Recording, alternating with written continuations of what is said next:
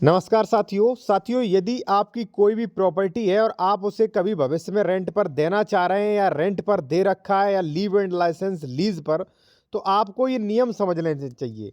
और जो भी नियम है मैं विद एक्ट के और विद आर्टिकल के आपको आज समझाने वाला हूं, क्योंकि ऐसे लोग नहीं मानेंगे, कहेंगे बिल्कुल गलत जानकारी दी जा रही है। ठीक है, अक्सर मैं यही करता हूं कि जो भी जानकारी देता हूं वो विद प्रूफ के ही देता हूं। ठीक है ना साथियों, चलिए मैं आपको बताने जा रहा हूं। और अगर आप कोई भी विशेषज्ञ द्वारा कानूनी सलाह लेना चाह रहे हैं साथियों, तो हमारा कॉन्टैक्ट नंबर वीडियो के डिस्क्रिप्शन में मिल जाएगा।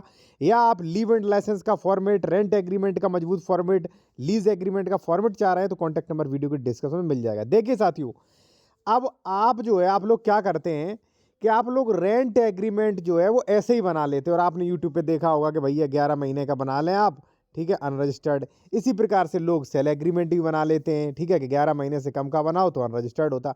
भाई ये कहाँ लिखा है ये सब? ठीक है, अब देखिए, वैसे तो रजिस्ट्री एक्ट में तो ये भी लिखा है कि भाई आप मुख्तारनामा, पावर ऑफ अटॉर्नी कोई ज़रूरत नहीं है। लेकिन अगर मान लीजिए आप विवाद नहीं चाह रहे हैं, ठीक है ना, तो आपको रजिस्टर्ड ही कराना पड़ेगा।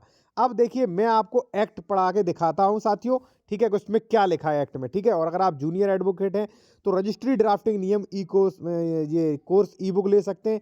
ये हमारा व्हाट्सएप नंबर दिया गया, ये इसका फीस है। इसमें आपको सारी चीज़ें मिलेंगी, दान पत्र पीडीएफ, एग्रीमेंट, किराया एग्रीमेंट, लीज, रेंट, गोदनामा, लीव एंड लाइसेंस, मुख्तारनामा, दाखिल खारिज, वसीयत, प्रोविट, जन्म एवं मृत्यु, यहाँ पे जो है उसका फॉर्मेट, लीव एंड लाइसेंस, ठीक है, रजिस्ट्री का फुल फॉर्मेट, और यहाँ पे सभी अपवाद, और यहाँ पे मापन इकाइयाँ, स्टाम्प शुल्क और सभी की परिभाषा वगैरह, ये सब कुछ आपको मिलेगी विद वीडियो के। आप लेना चाहते हो तो ले सकते हैं, व्हाट्सएप नंबर ये दिया गया, स्क्रीनशॉट ले लीजिए इसका।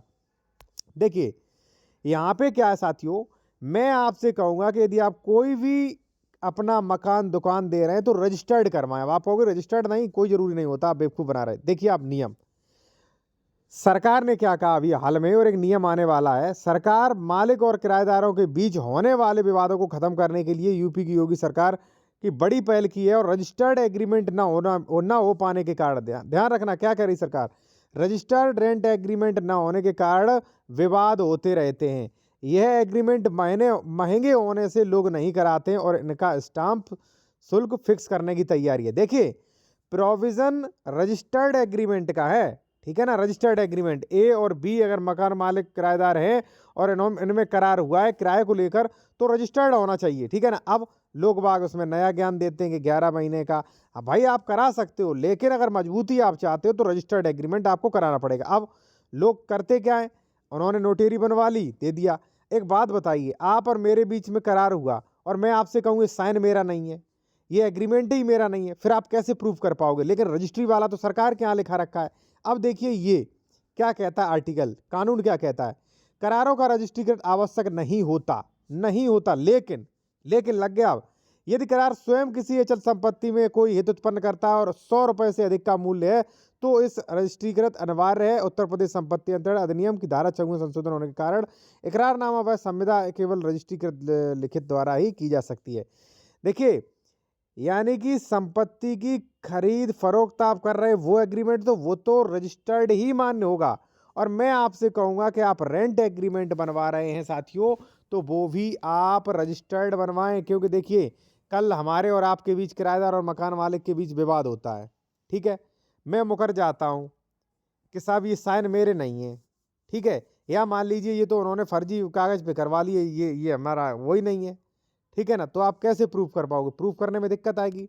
लेकिन जो रजिस्टर्ड चीज होती है साथियों, उसका तो नकल रजिस्ट्री ऑफिस निकाल के देगा ना, ठीक है ना, तो उससे आप मजबूत हो जाते हैं, ठीक है ना।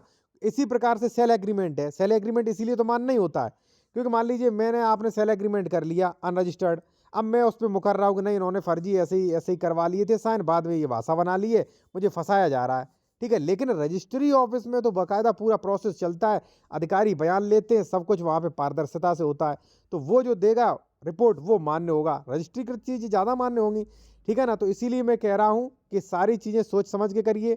बाकी आप leave and license, registry sale deed, ठीक है, ज़मीन में कौन कौन से डॉक्यूमेंट चेक करें, गोदनामा, sale agreement, leave and licence, दान पत्र एग्रीमेंट, यहाँ पे, ठीक है ना, सारे आपको ड्राफ्टिंग ये मिल जाएंगे, सारी अपवाद मिल जाएंगे कि सेल डीड डॉक्यूमेंट्स क्या जरूरी है, ठीक है, महिला के नाम कितनी स्टाम्प छूट मिलेगी, शहरी और स्टाम्प ग्रामीण स्टाम्प छूट क्या है, कोर्ट फीस नियम अपवाद, ठीक है, मापन इकाइयों के बारे में सभी की परिभाषा जानकारी विद प्रूफ के आपको मिल जाएगी। ठीक है साथियों।